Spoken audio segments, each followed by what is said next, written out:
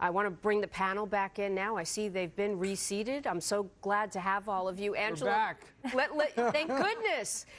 Angela, your insight on these governor's races, the number of races that Republicans have taken, and what shifts we may see at a state level. Let's look at Ohio.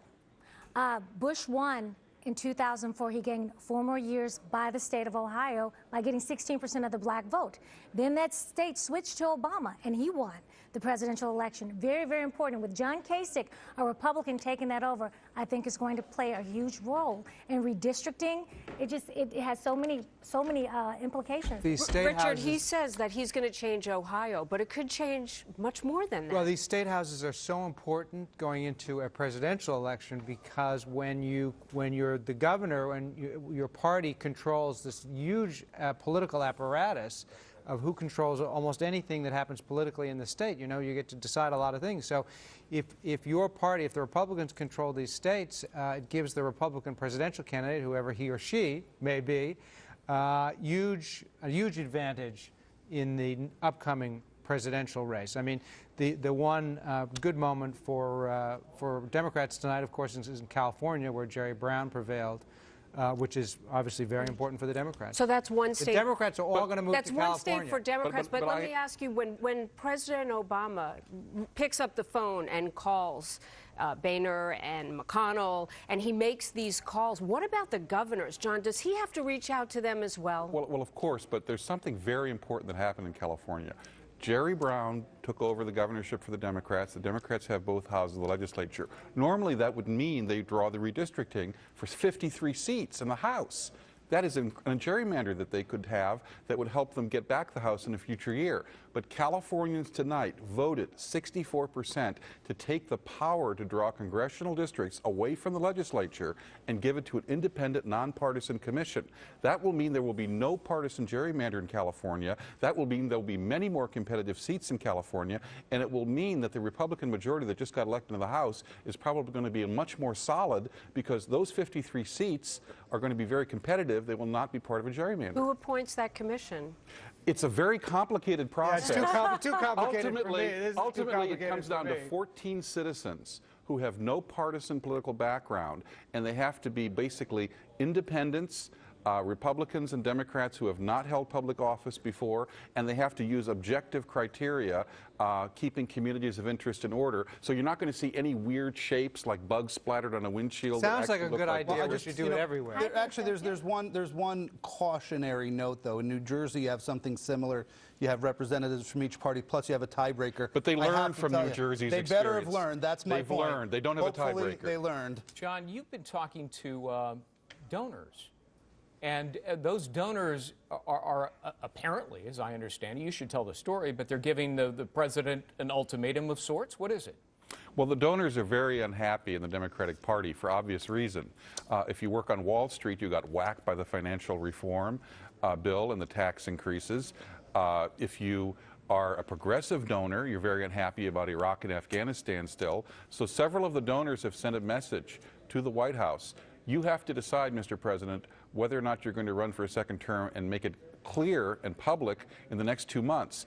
Otherwise, we're going to be looking elsewhere for either a potential challenger to you or another candidate, or looking at Michael Bloomberg, who's already talking and dropping hints about running as an independent for president. He's definitely running for a second term, though. Well, they want him to put that on the table. I predicted a long time ago that Hillary Clinton is going to resign and Democrats are going to push her against Obama. She is not. I can tell you right here tonight, she is not going to run. I agree with Richard. I agree with Richard. See, I love this. This is not election night 2010. Hillary's going to run. Panel for 2012. We knew we were going to talk 2012 the moment the polls closed. All right. Greg, not to cut you or the panel off, but Sharon Angle right now taking the microphone. Let's listen into what she is saying about her race. Well, of the people, by the people, and for the people. And we, the people, have been awakened over the last 20 months.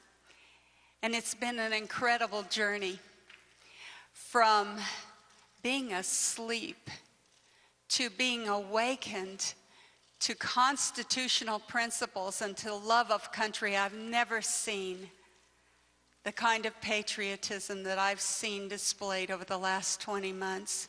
You are incredible, and I'm so proud of you.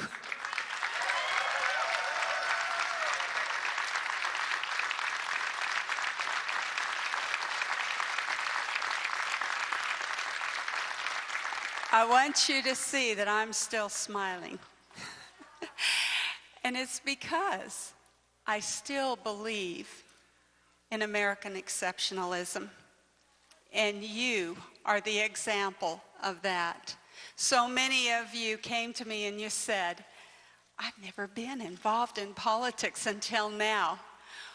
Well, I'm glad you got involved, because that's what freedom's all about. You came out and you fought for those principles and those policies that we hold dear as Americans. And tonight, we've seen some incredible victories. Right here in our state, we have elected a new governor. We're looking forward to a new congressman.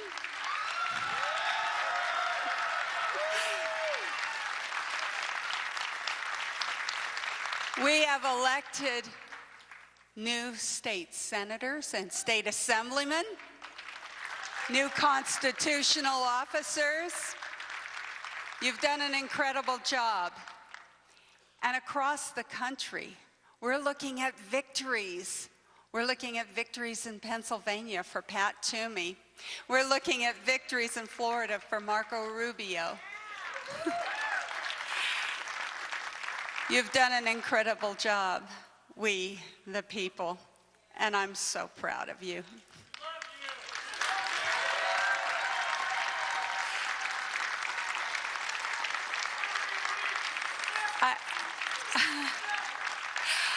I want to tell you something else that was incredible about this race, and that is that we were able to inspire not only Nevadans, but a country. Think of this. In the last quarter, we raised $14.3 million. 80% of that came from out of our state. That means that America was wanting, was desperate, was anxious to help us here in Nevada. Not only that, but 94% of that money came from people who gave less than $100. They didn't give from their excess. They gave from their substance. They gave like the founding fathers gave. They gave from their lives, their fortunes, and their sacred honors, because they believe in this country like we believe in this country. And they know that we're a united country. We're one nation under God.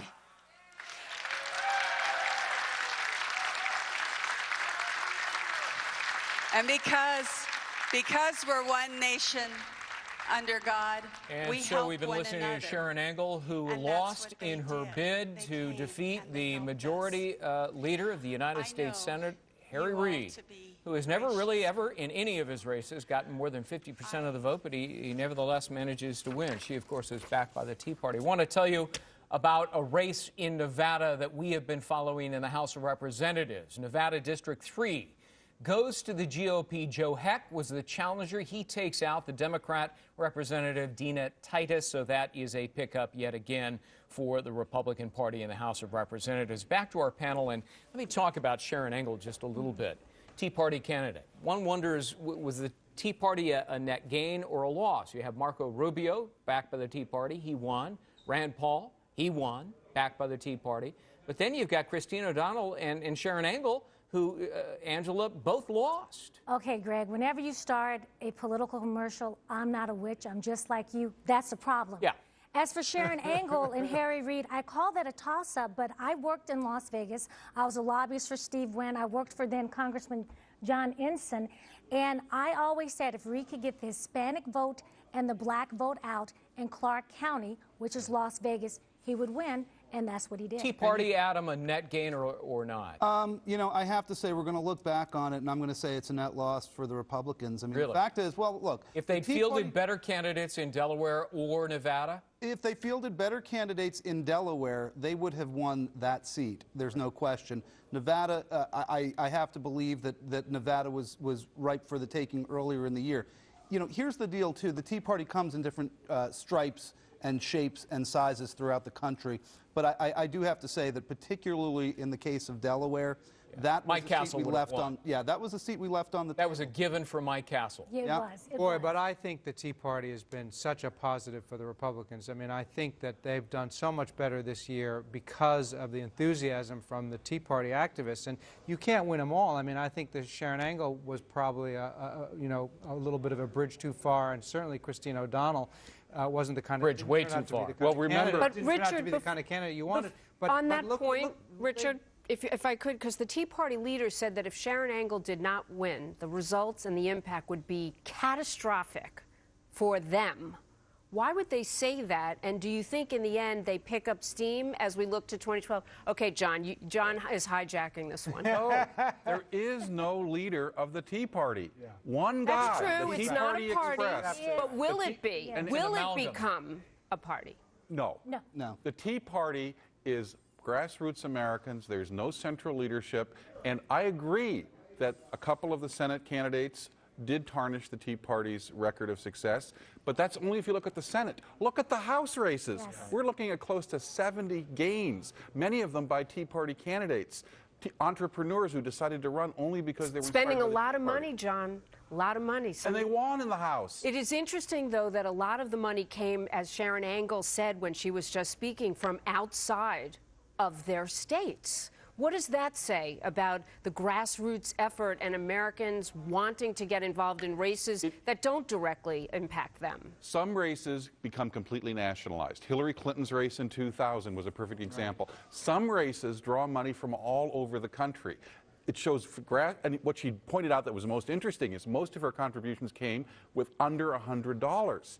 That is the essence Jamie, a of lot of people grassroots tried democracy. to discount the Tea Party as just a fly-by-night. I think it's gotten steam, and I think it's going to roll right into Which 2012. invites the question, it is a nascent movement. Does it need to develop more? Does it need to be centralized more and organized? I think what's so special about it is that it's not centralized, and you have so many different types of people. You have Democrats, independents, and Republicans, people who are actually voting their Don't you conscience. agree now, though, that the big problem, I mean, while I think the Tea Party was a huge plus for the Yes. Republicans in the election, that now that we're back down to governing, and now that we're going to have to compromise. I mean, there are not a lot of the people in the Tea Party who are big on compromises, and they're going to And be that's they're the going to be rub. holding their feet, the Republicans' feet to the fire, and it's going to be a very tricky political game. And with that's the Republican rub. Party You now. have a lot of extremists that want to go to Washington, Extremists. D.C. That's she said. You Extremists. do. You I do. just wanna As a make part sure. of this, We're gonna I'm say this. in It's the gonna- party. The Tea Party proved itself to be practical because they stayed and basically within the Republican Party.